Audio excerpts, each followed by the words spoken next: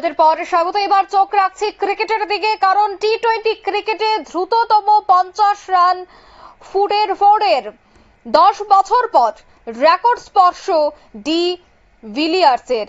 অষ্টম উইকেটে নেমে নতুন কৃতিত্ব ফোর্ডের। বিস্তারিত জানবো, টেলিফোন লাইনে যুক্ত হয়ে গেছে প্রতিনিধি ক্রীড়া সাংবাদিক বিপ্লব চন্দ্র। বিপ্লব দা, টি-20 ক্রিকেটে দ্রুততম 50 রান করলো এই খেলোয়াড়, ঠিক কি জানতে পারছো?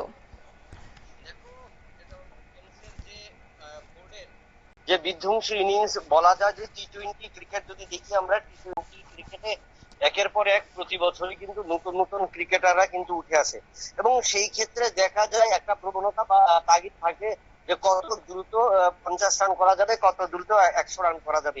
এই যে ট্রেন্ডটা শুরু হয়েছে টি-20 ক্রিকেটে, এই টি-20 ক্রিকেটের এই ট্রেন্ডটা কিন্তু সবচেয়ে বেশি বিদেশি খেলোয়াড়দের মধ্যে কিন্তু সবচেয়ে বেশি পরিলক্ষিত হয়।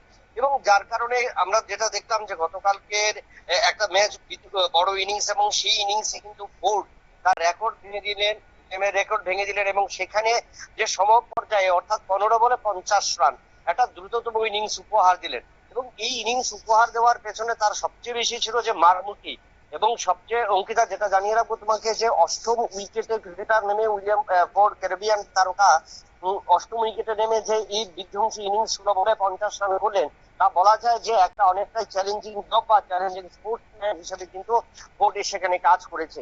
এবং ইসে অ্যান্ডারসনের যে রেকর্ড ভেঙে দেওয়া হচ্ছে, এবং তার রেকর্ড ভেঙে দেওয়ার কারণে কিন্তু একটা জিনিস মনে হয়েছে যে আগামী দিনে টি-20 ফরম্যাটে যে সমস্ত খেলাগুলো হবে, যে সমস্ত ম্যাচগুলো হবে, সেখানে কিন্তু এই ফোর্ড এবং অ্যান্ডারসনের যে রেকর্ড, সেই রেকর্ডও ভাঙবার জন্য তৈরি থাকবে প্রত্যেক ক্রিকেটার। কারণ যদি কল্পনা ভাবা যায় যে 15 বলে 50 রান এবং কতটা মারমুখী হয়েছিল সেখানে, এবং যদিও সেই ক্ষেত্রে 19 বলে 58 রানে ফোর্ড আউট হয়েছে, সেটা বড় কথা না, কিন্তু বড় কথা হলো যে এই যে 15 বলে 50 রান, কতটুকু ক্রিকেটারকে এগ্রেসিভ থাকতে হবে এবং কতটুকু ক্রিকেটারদের এবং বল প্রতি কতটুকু নজর রাখতে হবে, সেটা কিন্তু তুলে ধরা হলো। এবং এই ক্যারিবিয়ান ক্রিকেটারদের মধ্যে যে বর্তমানে গত কয়েক বছর যেটা সবচেয়ে বেশি ঘাটতি ছিল বা ব্যর্থতা ছিল, সেই জায়গায় দাঁড়িয়ে কিন্তু দেখা গেল যে এই ফোর্ড কিন্তু আবারও প্রমাণ করে দিল যে ক্যারিবিয়ান ক্রিকেটাররা যে এখনো যে বিধ্বংসী বা এখনো যে মারমুখী একটা ভূমিকা নিতে পারে, সেটা কিন্তু একদম নির্দ্বিধায় বলা যায়। এবং তার কারণেই কিন্তু এই ফোর্ডের যে 15 বলে 51 রান এবং শেষ পর্যন্ত 19 বলে 58 রান, এবং সেই ইনিংসটাই সবচেয়ে বেশি বড় হয়েছে, এবং তার কারণে আগামী দিনে এই ফোর্ডের উপর কিন্তু ভরসা রাখতে শুরু করেছে ক্যারিবিয়ান অন্যান্য তারকারা। ধন্যবাদ।